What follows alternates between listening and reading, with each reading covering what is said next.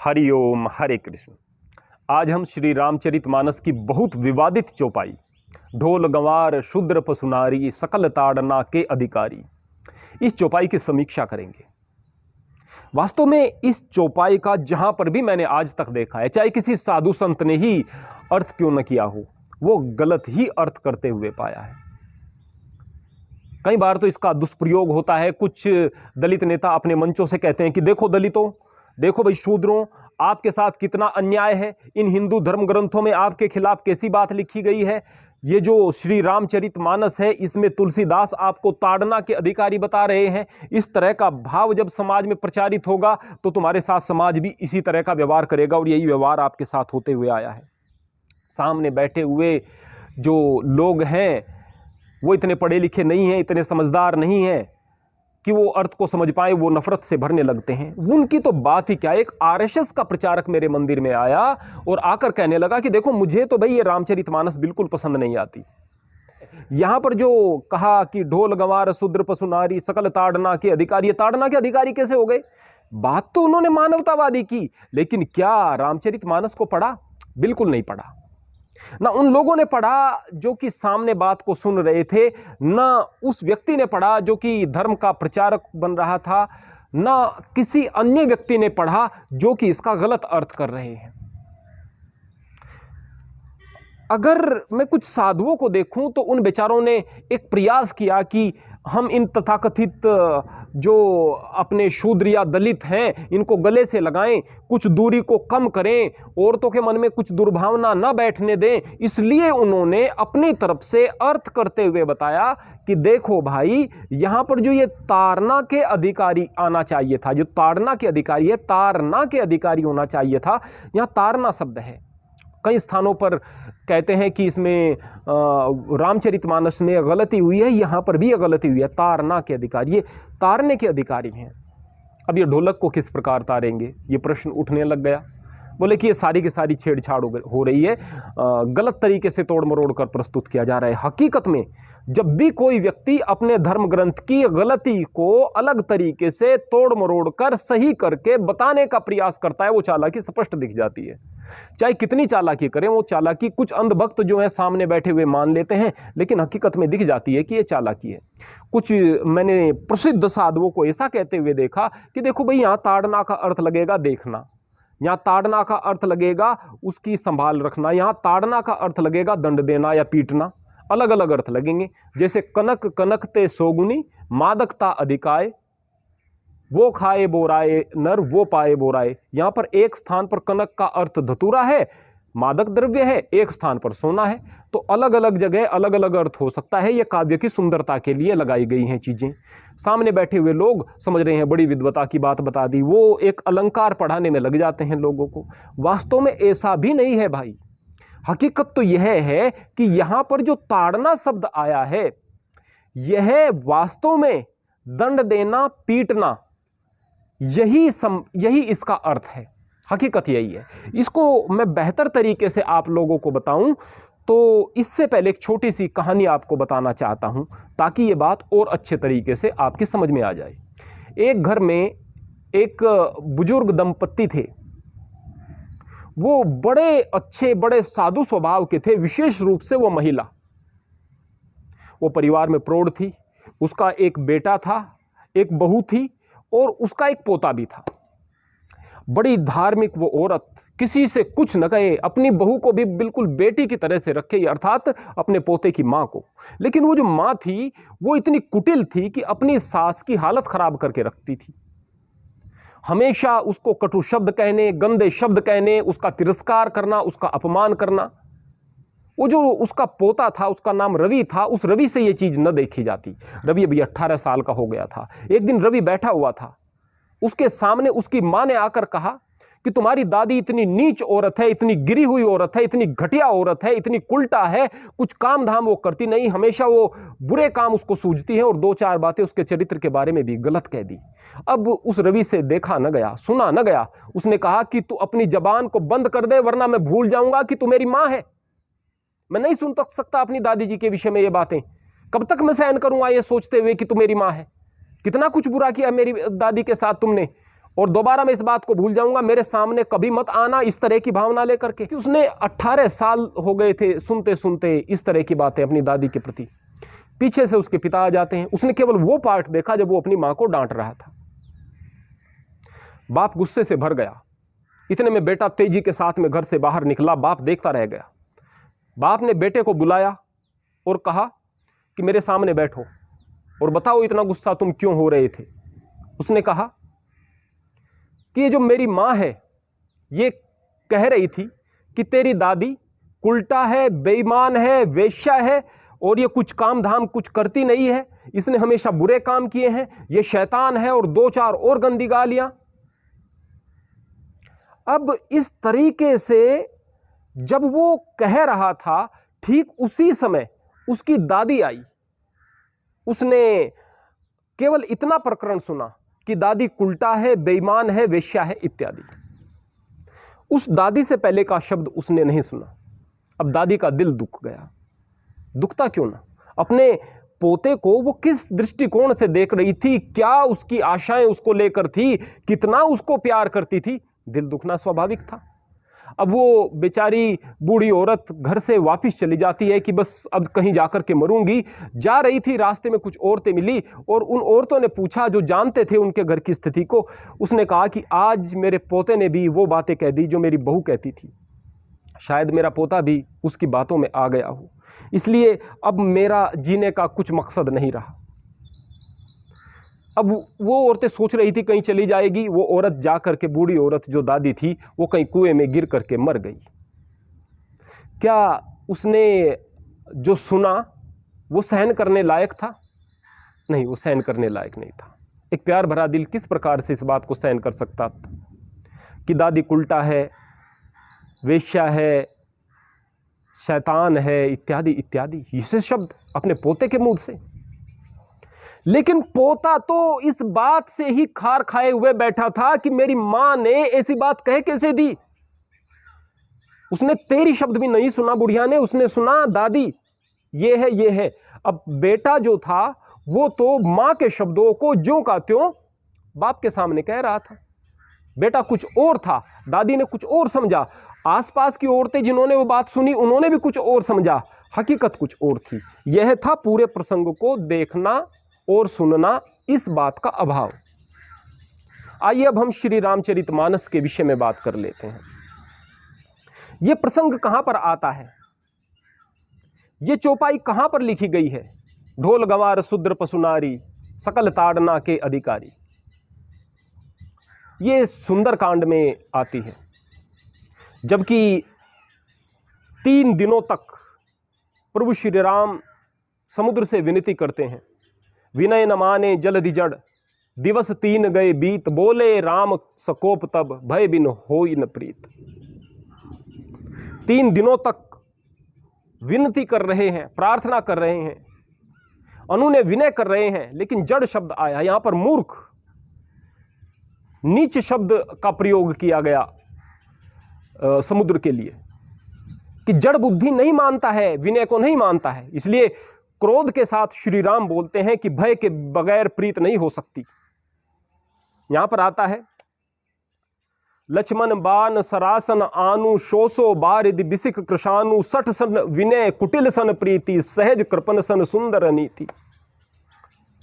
श्री राम कहते हैं लक्ष्मण से कि लक्ष्मण मेरा धनुष और बाण लेकर के आओ, अभी मैं अग्नि बाण का संधान करके इस समुद्र को सोख देता हूं। दुष्ट के साथ में विनय के शब्द शायद नहीं चलते, कुटिल के साथ प्रीति नहीं चल सकती। जो बहुत कंजूस है, जिसको हर स्थान पर स्वार्थ दिखता है, उसको नीति की बात बताने से क्या लाभ। यहां पर फिर और कटु शब्द कह रहे हैं समुद्र के लिए। ध्यान रखना, रावण को भी श्री राम वीर कहते हैं, उसको नीच नहीं कहते, उसको दुष्ट नहीं कहते, उसको कुटिल नहीं कहते, उसको मूर्ख नहीं कहते। यहां पर समुद्र के बारे में यह बात कह रहे हैं। अस कही रघुपति चाप चढ़ावा, यह मत लक्ष्मण के मन भावा।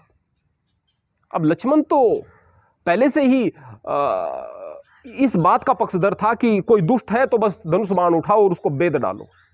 लेकिन राम तो कृपा के सागर थे, बिल्कुल शांत स्वभाव के थे। सबसे पहले प्रेम के मार्ग को अपनाने का प्रयास करते थे। जब पानी सर के ऊपर से चला जाए केवल तभी हथियार उठाने चाहिए, इस मर्यादा के संस्थापक थे। फिर यहां पर आता है, संदानेहु प्रभु बिसख कराला उठी उदध उर अंतर ज्वाला।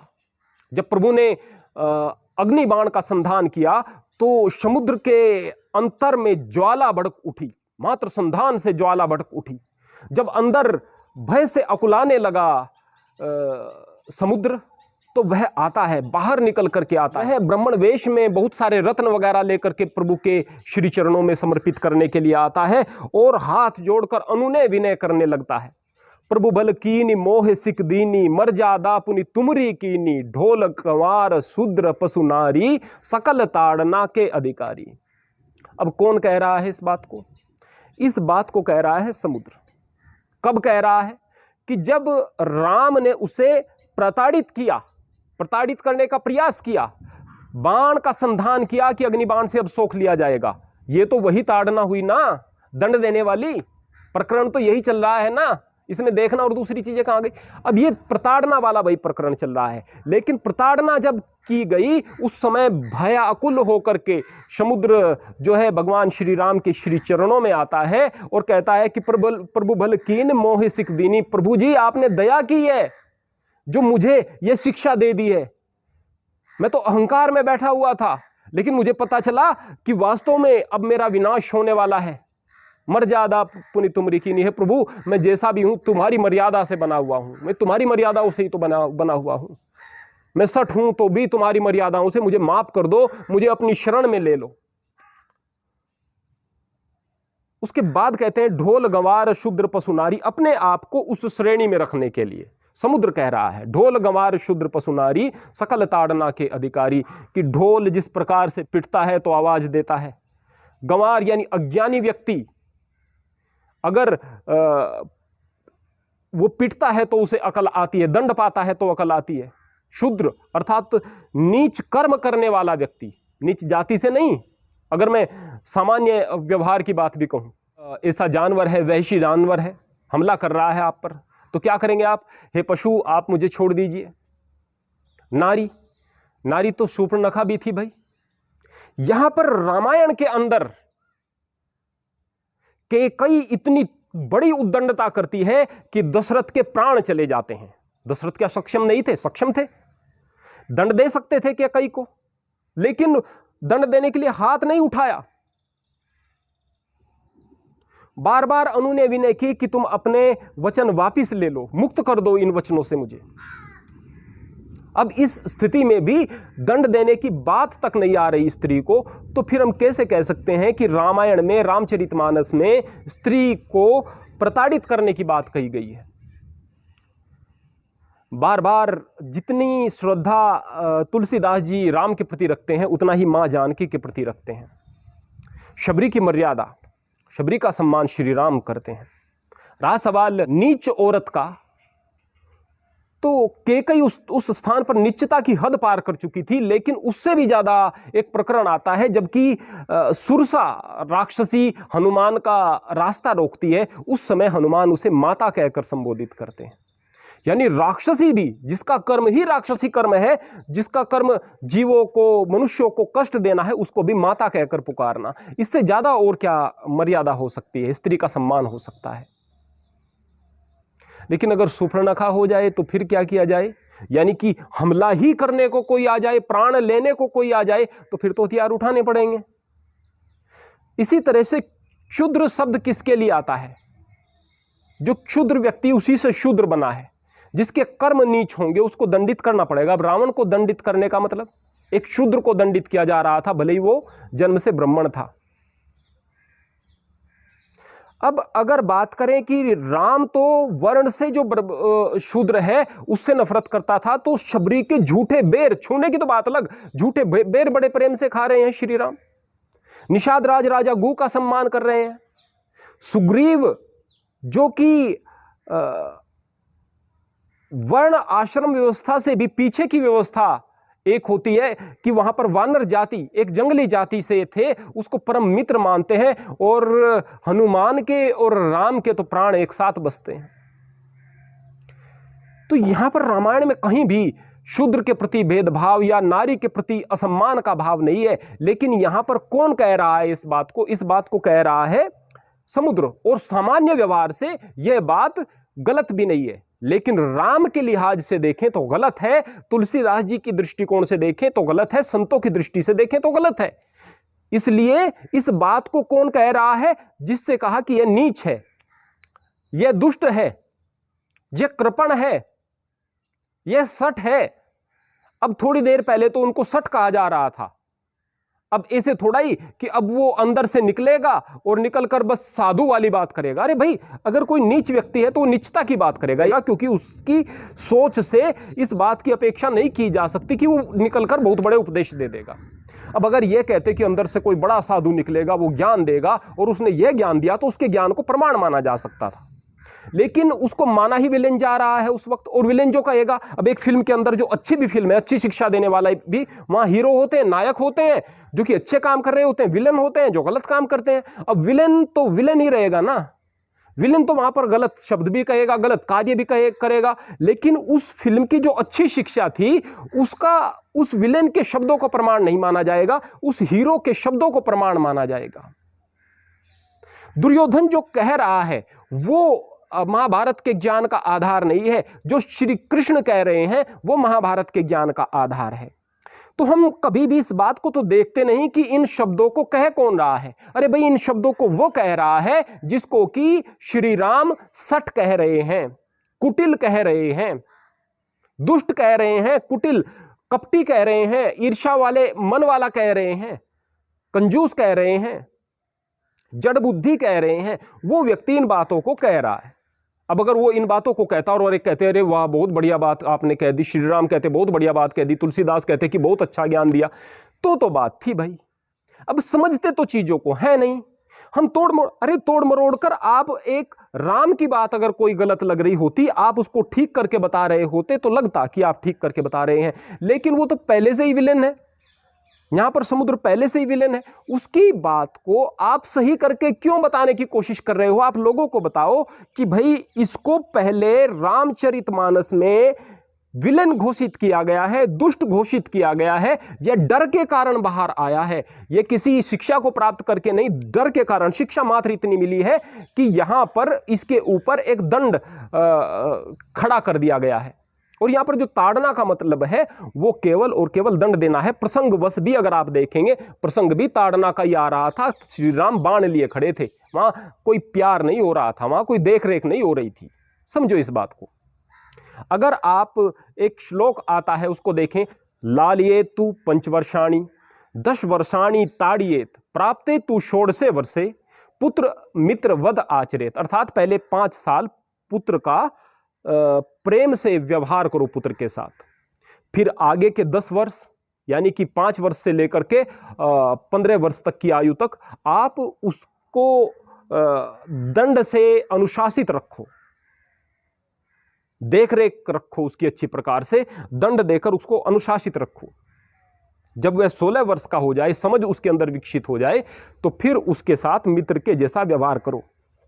अब वो पुत्र तो अपना ही है, अब उसको अगर ताड़ना कर रहे हैं, क्या उसको प्रेम नहीं करते? बिल्कुल करते हैं। यानी अगर गलत कार्य कर रहा है तो उसको प्रताड़ित करके रोकना भी गलत नहीं, और जब समझ विकसित हो जाए तो फिर मित्र के जैसा व्यवहार करना है। लेकिन यहां पर तो ताड़ना की ही बात आई है। यहां पर तो मैं केवल इस ताड़ना शब्द को लेने के लिए इस श्लोक का जिक्र कर रहा हूं। यहां पर ताड़ना की बात आई, और ताड़ना की बात भी उतनी गलत नहीं जितना गलत आप लोगों को दिख रहा है। लेकिन यह श्री राम गलत मान रहे हैं, तुलसीदास जी इसको सही नहीं मान रहे, क्योंकि अगर सही मानते तो किसी साधु के मुंह से इस बात को कहलवाते, श्री राम के मुंह से इस बात को कहलवाते। इस बात को कहलवाया जा रहा है उसके मुंह से जो कि पहले ही जड़ बुद्धि घोषित कर दिया गया है, शठ घोषित कर दिया गया है, कुटिल घोषित कर दिया गया है, कृपण घोषित कर दिया गया है। तो अपनी संस्कृति को समझें, सही तरीके से समझते हुए अपने शास्त्रों का सम्मान करें। श्री रामचरितमानस इस देश के अंदर सबसे ज़्यादा पढ़ी जाने वाली कोई किताब, कोई ग्रंथ है। इसलिए नहीं कि मैं इसको बहुत ज्ञान का ग्रंथ कहूँगा, मैं ज्ञान का ग्रंथ सबसे ज़्यादा अगर किसी को मानता हूँ तो वह है श्रीमद् भागवत गीता। लेकिन श्री रामचरितमानस मर्यादा का ग्रंथ है, भावों का ग्रंथ है। हमारे जीवन में, हमारे बच्चों के अंदर और हमारे अंदर उन संस्कारों को पैदा करने वाला ग्रंथ है जिन संस्कारों की वर्तमान समय में बहुत कमी हो गई है। हरि ओम, हरे कृष्ण, जय श्री राम।